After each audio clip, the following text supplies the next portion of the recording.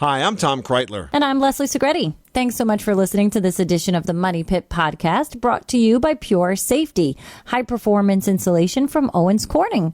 Pure Safety not only insulates, but contributes to a healthier, safer, and more comfortable environment for your family. First, it efficiently fills the cavities in your home with a layer of thermal protection. Next, Pure Safety produces 50% less dust than some other insulation products, giving your family healthier air to breathe. Pure Safety is fire resistant, and that means extra minutes to escape to safety. And finally, Pure Safety reduces noise up to 50%. Pure Safety from Owens Corning, a single product that will enhance your family's health, safety, and comfort. Learn more at puresafetyinsulation.com. Now, on with the show. If your roof starts to leak or your floor's really squeak, you live in a money pit. Money pit. If your basement needs a pump or your place looks like a dump, you live in a money pit. Money pit. Pick up the telephone, fix up your home sweet home by calling 888 Money Pit.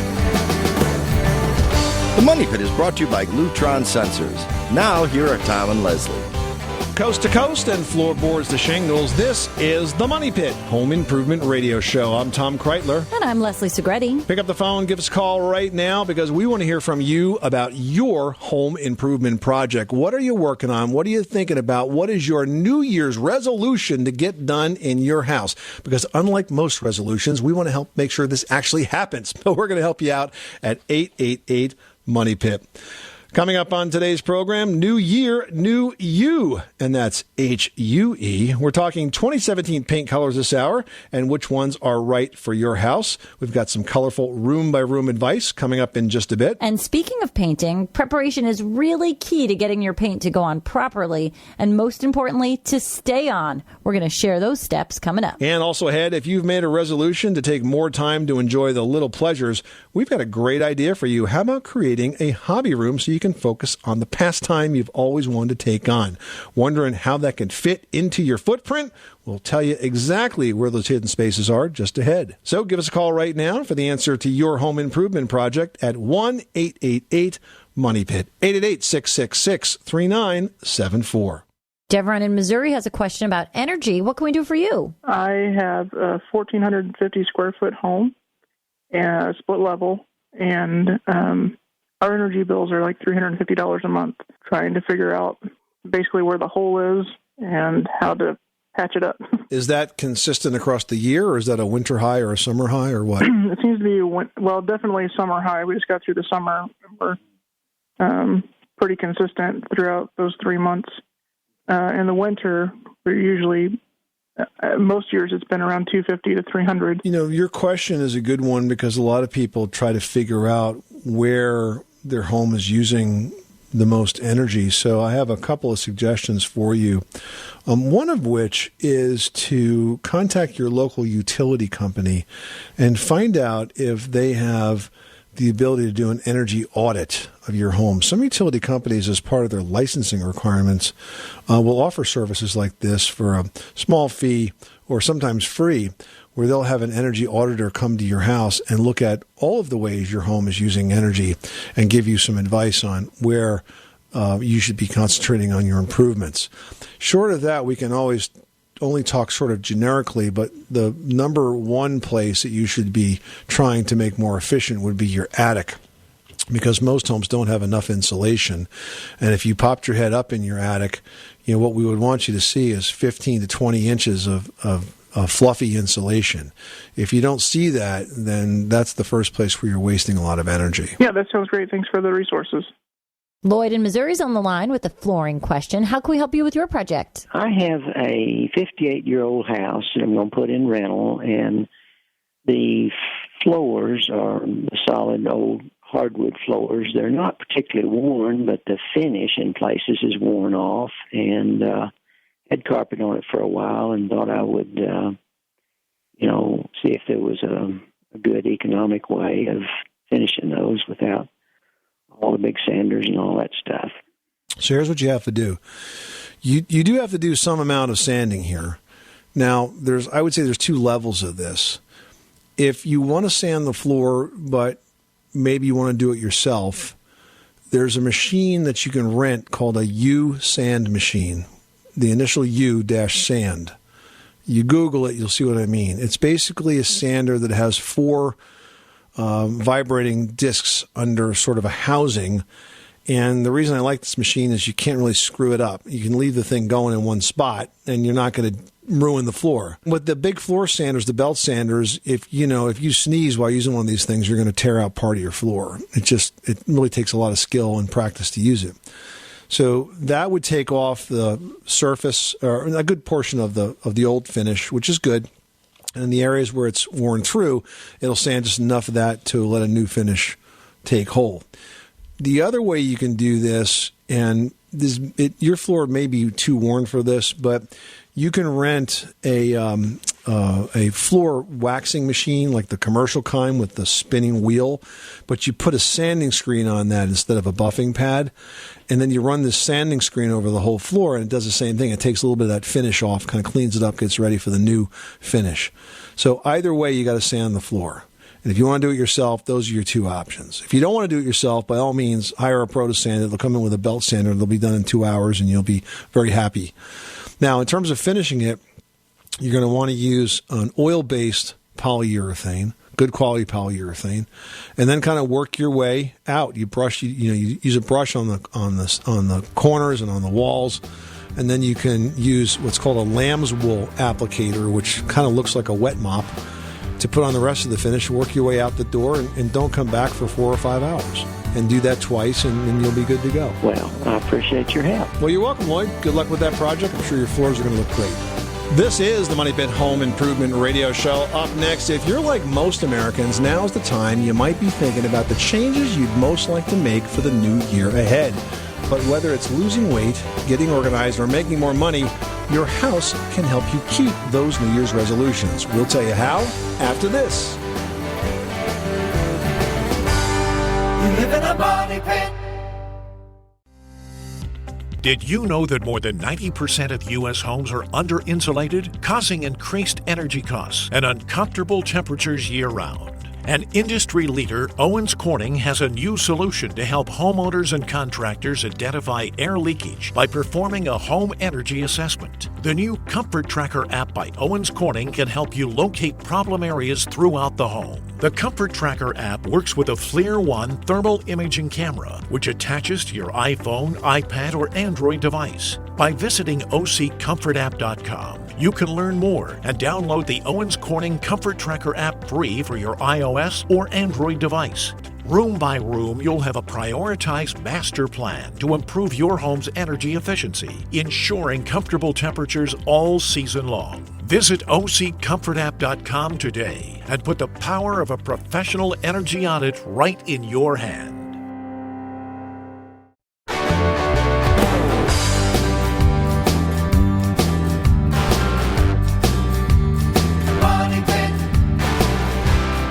Making good homes better. Welcome back to the Money Pit Home Improvement Radio Show. I'm Tom Kreitler. And I'm Leslie Segretti. So I figure about this time you're thinking about maybe those New Year's resolutions that you'd like to tackle. And most people have resolutions. And they usually include stuff like this. Make more money, stay on a budget, lose weight, get in shape, eat better. The way I look at this, Leslie, you can do all of that with your house. Yeah. All right. Let's talk about losing weight. You're not going to make your house skinnier, and you certainly don't want to make your house smaller. But let's talk about it as like a clutter situation, you guys. You know, crowded spaces are just hard to work with. So clean up the rooms, get organized. That's really the best way to make your house lose weight, so to speak. Now, if you want to make more money, then I say be careful about the projects you take on, because some projects, they give you a great return on investment, right? Bathroom upgrades, kitchen upgrades, decks. Decks are huge. Patios, anything outdoor living space can give you a very solid return on investment when it comes time to sell your house. Other projects, maybe, you know, that very unique decorating scheme perhaps that you like, but maybe no one else does, you know, enjoy it, but don't expect to make money on it. That's true. Now, if you want to stay on a budget, because money is always a big topic this time of year, you want to try to keep your house from costing more next year. So lower your energy usage. You know, small fix-ups like insulation, caulking around your windows, sealing gaps around sealing gaps around outlets and light switches on the exterior walls. That can dramatically reduce the cost of heating and cooling your home, and that's going to save some bucks. Now, finally, get in shape. In fact, we're talking about your house, not you, so you can go back to sitting on the couch. But we're talking about lack of maintenance, right? It's the number one cause of deterioration in homes today. So even if you don't have a lot of time for taking care of your house, take on those small maintenance jobs. Small projects can sometimes save thousands of dollars by avoiding big headaches that happen later on. Make a little bit of a list. You know, we've got a list on our website at moneypit.com of 30 projects you can do in under 30 minutes. I mean, there's lots of projects like that. Take one small one, accomplish it, bathe in the glory of having gotten that done by yourself, and then you can add on from there. And bottom line is that you take care of your house and it can take care of you, including helping to satisfy all of those New Year's resolutions. Richard, you've got the Money Pit. How can we help you today? Well, what I've got is an older house, and in the bathroom, where the faucet comes out of the system, there's a stopper there that engages the shower, all right, when it's worn out. And I went to try to change that spout, but I put a large pipe wrench on it, and it didn't move very good. And I was afraid that behind the system there, this copper pipe, and I was afraid to pinch that pipe and cause a leak behind the wall. So I quit. So I don't know, do I have to tear the wall open on the back side to get a hold of it so I can do that? That's the way the job's usually done, yes. What's on the back side? Does it happen to be a closet or something like that where you don't care so much what it looks like? Well, no, it's an insert where the toilet is. Oh, okay. But it's just a small little tag wall there. And I was wondering if I had to take the sheetrock off of that to make sure I had a firm grip on that before I... You know, working from an open stud bay like that is really the best way to do this. And anything else is going to leave you open to leaks and, probably not a happy end of this project. So I think removing the wall and cutting it open and properly reseaming it is probably the best way to go. That settles that in my mind, and I thank you very much. Good luck with that project. Thanks so much for calling us at 888-MONEY-PIT. Linda, you've got the Money Pit. How can we help you today? The house that we live in was built in 1953. It's ours. We've paid it off and trying to keep it and keep it in good shape. But between the dining room and the living room, apparently before we purchased it, there was a wall that had been removed.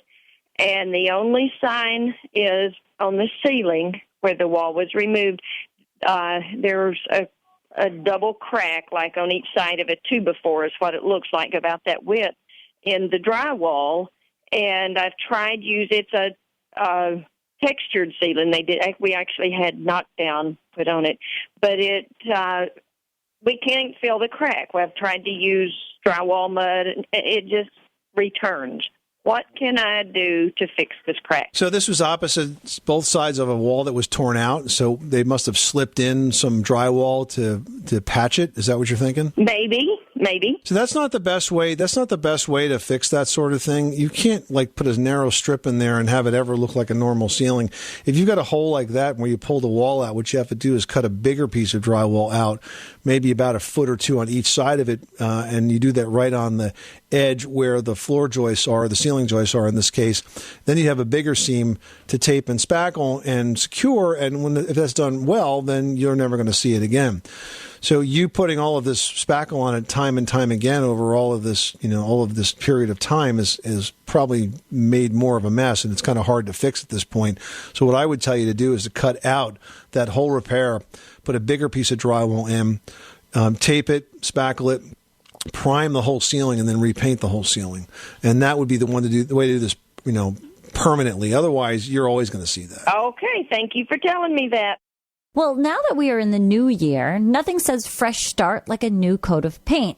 If you don't know where to start when it comes to choosing your colors, a paint wheel is a really good place to start. A paint wheel, a fan deck, whatever you want to call it. You get it from your paint manufacturer that you like to work with, Benjamin Moore, Behr, Sherwin-Williams, all of them. They have this big, beautiful sort of fan of colors that shows you every color that they make. And it starts with the darkest hue on the bottom and the lightest hue in that one tone. And so you'll be able to see a color that you like and go all the way through the different tones of it. And that's really a great way to help you choose your color. Now, speaking of color, if you're nervous about choosing the wrong color, don't be. There are more surfaces in a room to paint than just walls.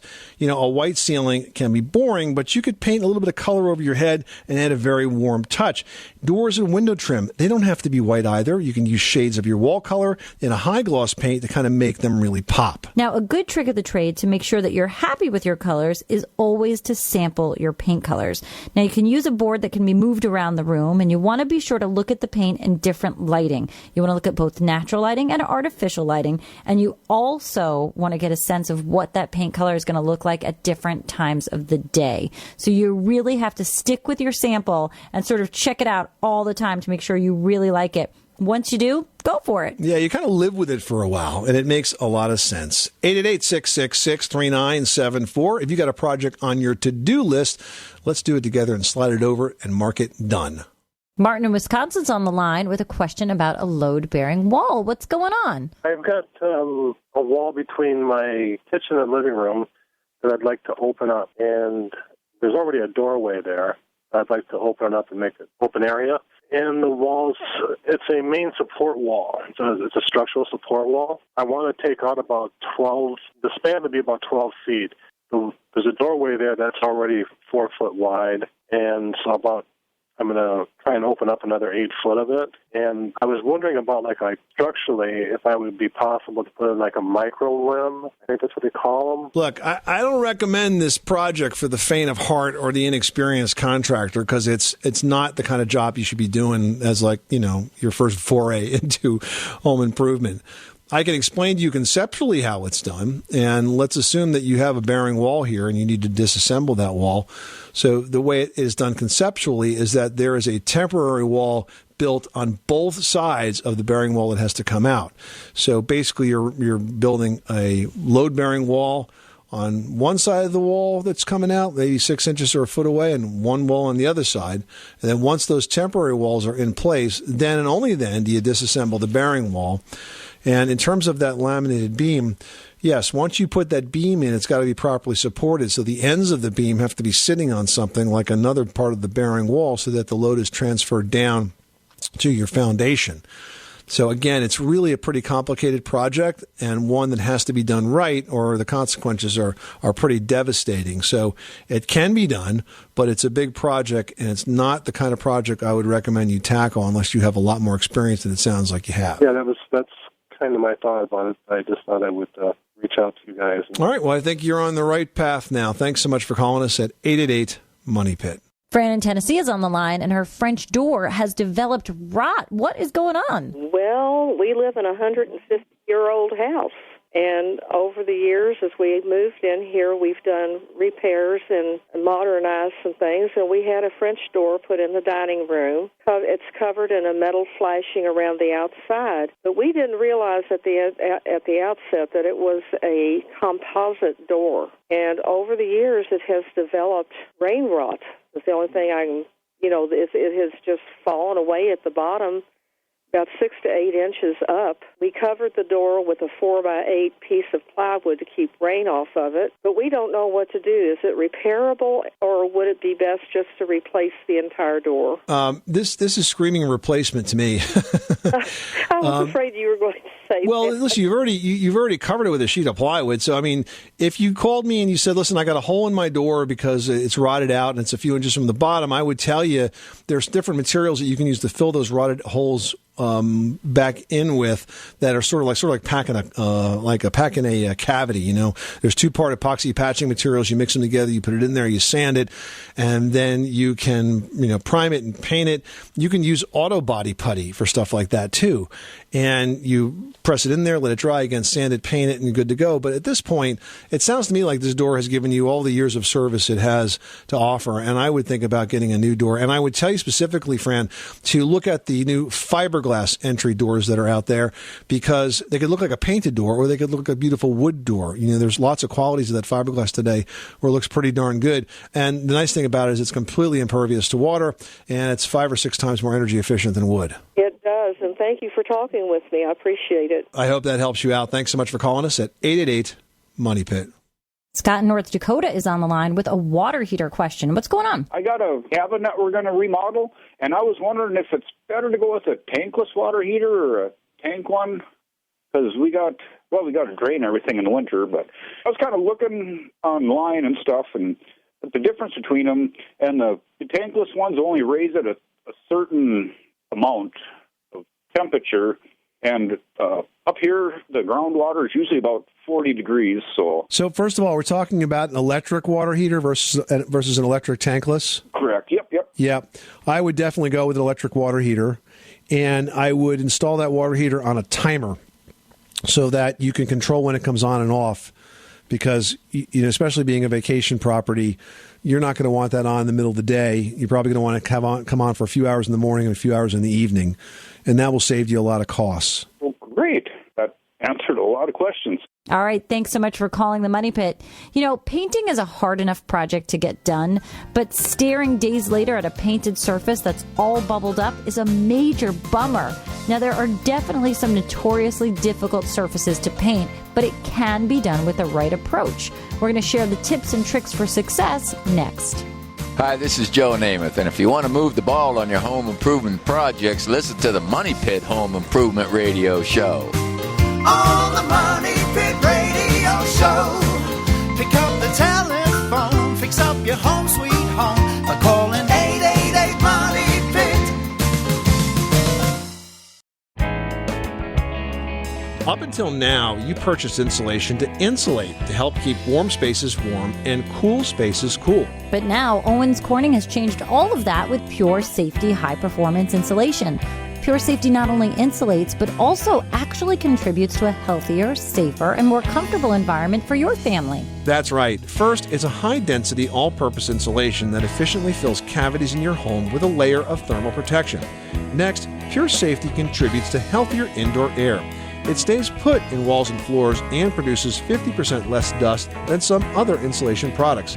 That means healthier air for your family to breathe. Pure Safety is also fire resistant. In case of a fire, you're going to have extra minutes to escape to safety, and those are minutes that can make all the difference. And finally, Pure Safety reduces noise up to 50%. It helps to keep outside noise out and reduces inside noise from traveling from room to room inside. Pure Safety high-performance insulation from Owens Corning, a single product that will enhance your family's health, safety, and comfort. Learn more at puresafetyinsulation.com. Pure Safety, the greatest home improvement you'll never see.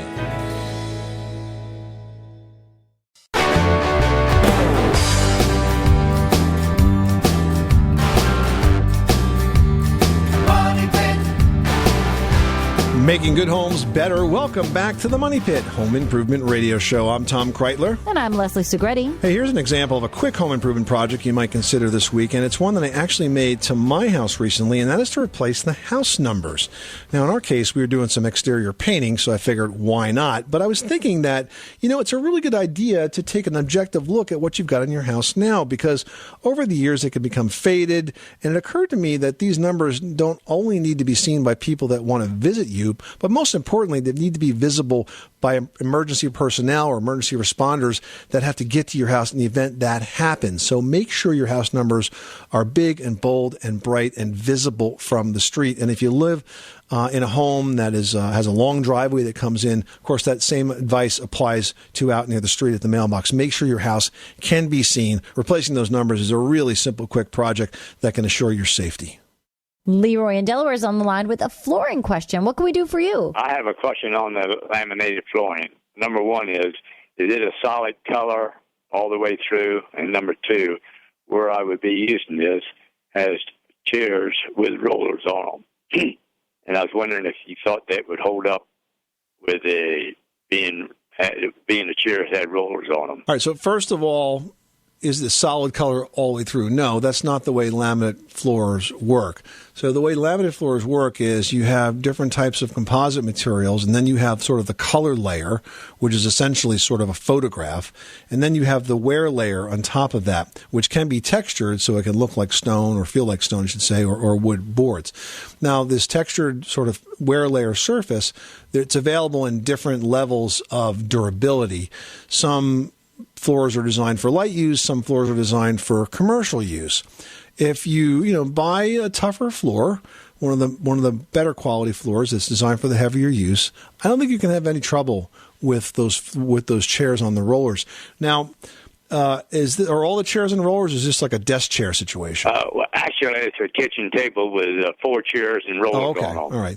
Yeah, I think that a laminate floor is a good choice for that. But like I said, you got to buy a good quality one. Okay. Thank you. You're welcome. Thanks so much for calling us at 888-MONEY-PIT. Well, paint is really a remarkable material. It's cheap, anyone can use it, and it completely transforms whatever it is you're applying it to. But what if you can't get the darn stuff to stick? Well, there are definitely some notoriously difficult surfaces to paint, but it can be done with the right approach. Here to give us the tips and tricks for success is This Old House host, Kevin O'Connor. Welcome, Kevin. Hi, guys. Great to be back. So let's start with one that a lot of people are probably wondering about, vinyl siding. If I want to give my vinyl siding a new look, how do I get the paint to adhere to it? That's a good question. So vinyl is the most used siding in the country, and people love it. It's known for its low maintenance. It can look pretty good, but it is prone to fading, so it does make sense that people want to sort of freshen it up and give it a new look. It's been traditionally hard to paint vinyl siding because it expands and contracts so much. It's a thin material, heats up, cools down. Expansion and contraction is always a problem when you're painting surfaces. So you definitely want to start with a latex paint that's going to be flexible so it can move with the vinyl as it expands and contracts. And you also want to check with the manufacturer because some companies will void the warranty if you go and you paint their siding. Now, are there any pointers on color? Because, it does expand and contract so much. Do you want to make sure that it doesn't absorb too much heat with a dark color? That's a good point. Dark colors will absorb more heat, so avoid them if you can. But really, the number one trick is to try to pick a color that is similar or, to your point, a little lighter than the original color. You don't want to have to do too much to hide the color underneath, and you want to sort of just bring up and refresh that paint. Let's talk about another common home improvement product that sits around a lot and gets pretty nasty looking. Plastic lawn furniture, right? Those chairs sit out there. They get beat by the sun. Some people don't take them in the winter. They get covered with mildew and algae. Is that a surface that we can freshen up with paint? Yeah, I mean, it is. And you would start the same way with this as you would with a vinyl siding, which is you want to make sure that you clean it thoroughly and then you let it dry thoroughly as well. And when it comes to the lawn furniture, spray paint is probably the best way to go. Spray paint technology has come a long way. They've got some really good formulas that will actually bond to plastic. So start with that. And then in terms of technique, think about holding the can 6 to 8 inches from the surface. Use a sweeping side-to-side motion and think about a little bit of overlap between your passes. And also think about using multiple coats. Now, what about a cast iron tub? So many tubs get really worn out. You get rust spots or some, just situations in the tub that just don't look good. Can you refinish them? Yeah, we have refinished on the last 3 projects, I would say. We have taken old, beautiful clawfoot tubs, cast iron tubs, and we have refinished them to great effect. However, this is one situation where I would not recommend that a homeowner do it themselves. The process of doing this properly includes a lot of really nasty chemicals so that you can strip away a lot of the surface and etch it. And then the new paints that you put on, you need spray boost, great ventilation, lots of protective gear. Better off left to the pros. Good advice. Kevin O'Connor, the host of TV's This Old House. Thanks so much for stopping by the Money Pit. My pleasure to be here. Great to see you guys. You can catch the current season of This Old House and Ask This Old House on PBS. For local listings and step-by-step videos of many common home improvement projects, visit thisoldhouse.com. And Ask This Old House is brought to you on PBS by Mitsubishi Electric Cooling and Heating. Make comfort personal. Up next, with all the time we spend inside, winter is a great time to pick up a hobby. But do you have the space? Well, you just might. We've got tips to help you find a dedicated hobby space after this. You live in a money pit.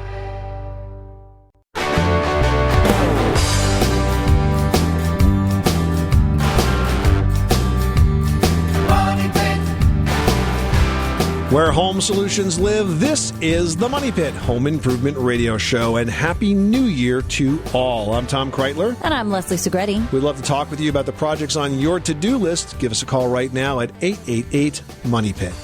Dana in Georgia's on the line with a mold question. How can we help you? I'm in Savannah, Georgia, where it's already hot and humid, and we're already fighting mold a lot of the time during the warmer months. Right after Hurricane Matthew, it just seemed to go on like turbo, where, I'm having to clean it off all the wood furniture and like some of the walls, and it's even coming out of, or was coming out of the vents from the AC heating unit. So I just replaced those vents rather than try to clean them. And my question really is, is there anything else I should be doing? And should I be concerned about my kids' health because of it coming out of the vents? Well, I mean, not even it coming out of the vents. The fact that you've got this growing on the walls and furniture is a pretty serious problem. You have the scope of a problem where you need actual professional remediation help because it's so prevalent. The problem is that these some types of molds that kids and adults can have allergic reactions to. They produce microtoxins that can get out and make some people really sick. I've known folks over the years who had, in fact, I had someone very close to me that I diagnosed this for because she had kids that had a really bad year of illness. But we noticed that when they went on vacation, they went away for like a month over the holidays and they felt great and they came back and they felt lousy. So it all turned out to be a mold that actually got into the attic of this house that was finding its way back into the living space through holes around where the lights came through the ceiling.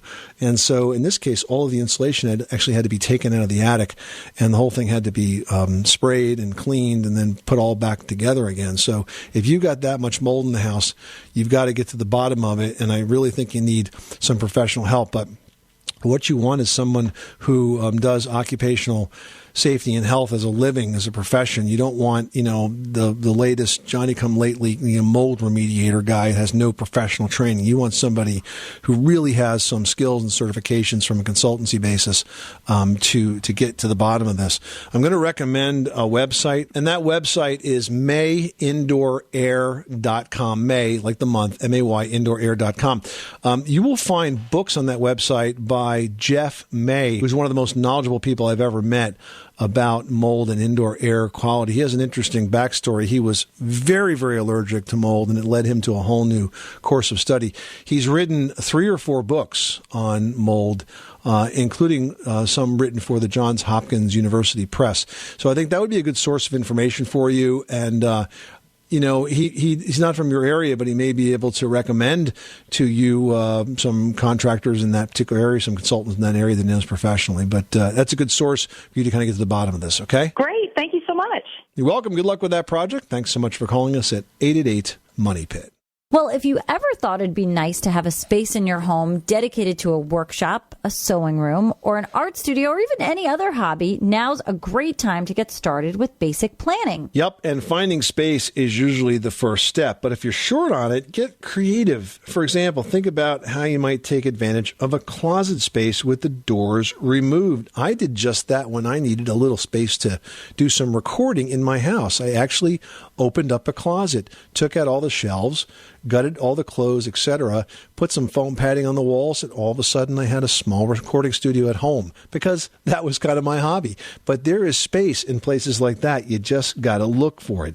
Think about converting perhaps a small section of a basement or a garage, or maybe just parsing out space in a bigger room in your home that maybe doesn't get used every single day. I mean, just because it's called the dining room doesn't mean you have to use it that way, right? Yeah, that's true. You really need to think outside of the box as what the usage is of the different spaces in your home. Now, when planning your room, you want to think about the 3 most important areas of that space. For example, if you're creating a sewing room, your key areas are going to be your cutting table, your sewing area, and an ironing board. Yep, and let's say you're a woodworker, it might be the table saw and the workbench. So design that hobby room so that you can maintain a short distance between those key workstations in the room, and you will be very pleased with the results. 888-666-3974.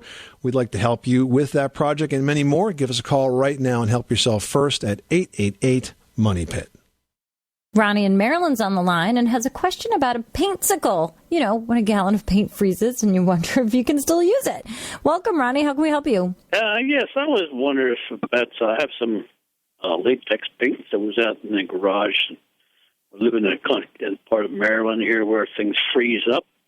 I was wondering if the paint was still good when it's frozen, and if it is frozen, how I find out if it was frozen or not. All right. So is it currently frozen? Do you know, has it been frozen only once, or have you had it like a year or two and it's probably frozen a couple of times? I have no idea how old it is. It was actually, I bought a house and there's lots of gallons of leftover paints that were in the garage. You not only have frozen paint, you have old frozen paint that could have had a long history to it. I mean, the short answer is a definite maybe. I mean, I think that if you ask the manufacturers, they'd say no, but I think we've all used some frozen paint before. I mean, they're brand new cans of paint. I open up, I can see that they're separated a little bit, but that's why I didn't know if they were actually good or if they were bad. If I mixed them back up, they were good. Or well, I mean, here's the deal. I would start by bringing the paint indoors, let it get to room temperature, and then stir it. If it stirs and starts to go creamy, then it's probably okay. If it still looks lumpy, then I'd say no. The issue is that latex paint has a large quantity of water in it, so obviously that's going to freeze and cause things to separate. And then you might end up with problems with adhesion and peeling and perhaps color not matching. That's what I thought. If there was any lumpy stuff that might have been, I could run into a cheesecloth or something like that. No, you wouldn't want to. If it's lumpy or cottage cheesy looking in any kind of way, that just means that all of the additives that cause it to adhere have completely separated and are not sort of going back into the paint itself. So I wouldn't strain it off because then it's just truly not going to stick. So if it's separating like that, chuck it. But if you mix it and it looks creamy and it seems okay, I'd give it a go. Good luck with that project. Thanks so much for calling us at 888-MONEY-PIT. Still to come, if your heating system is chugging along but your house still stays cold, the problem might not be the furnace. We'll explain next. 888-MONEY-PIT.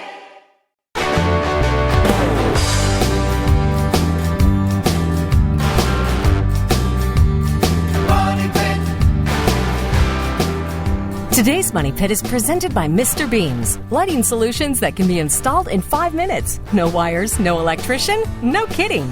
Find Mr. Beams lights at major retailers and learn more at MrBeams.com.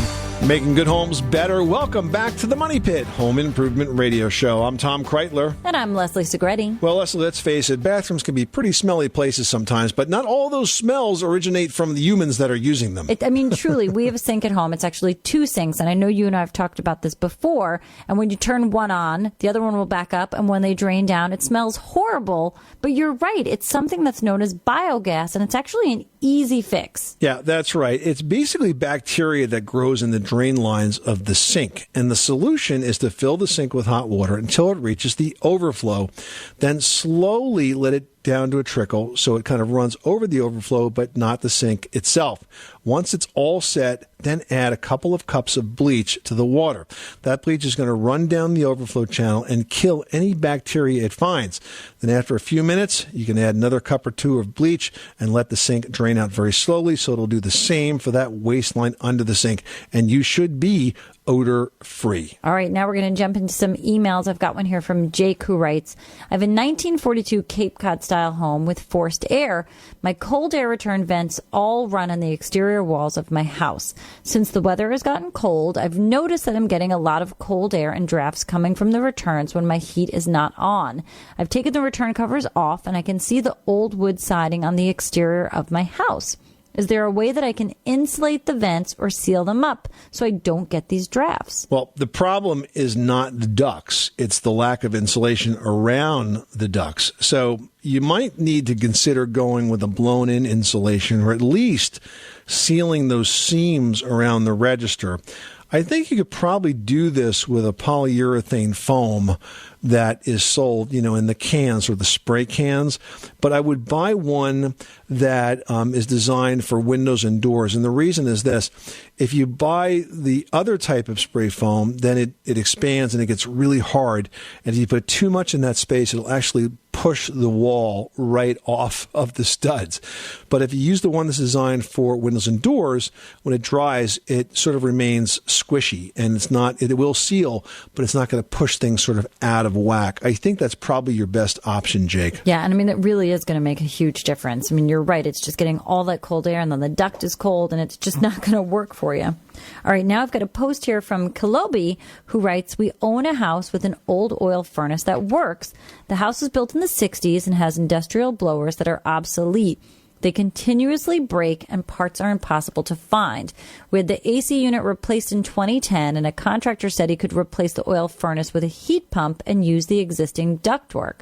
Would we be better served to replace the furnace or the blowers, and is there anything comparable to them? Well, one thing that concerns me, and that is if you're used to oil heat and now you're going to switch to a heat pump, you are not going to be happy because the air that comes out of a ducted oil furnace is going to be at about 140 degrees, and the air that comes out of a heat pump system is going to be at about 100 to 110 degrees. It will still warm the house, but I think you're definitely going to have some comfort issues. You got a really old furnace there. It might just be time for a new one. And while I'm not a big fan of oil, I don't necessarily think I would ever switch out of it to go to a heat pump. So I think you should stay with the fuel, but perhaps just upgrade that furnace. You know, and it's really the most straightforward solution because the ducting can stay the same. And that's going to save you a lot of money and make everything far more efficient.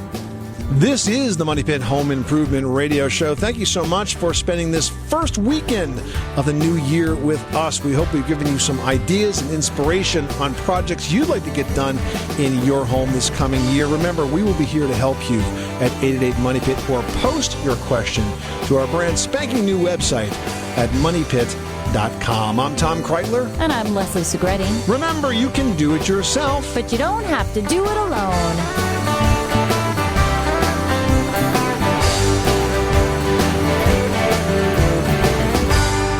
Live in a money pit.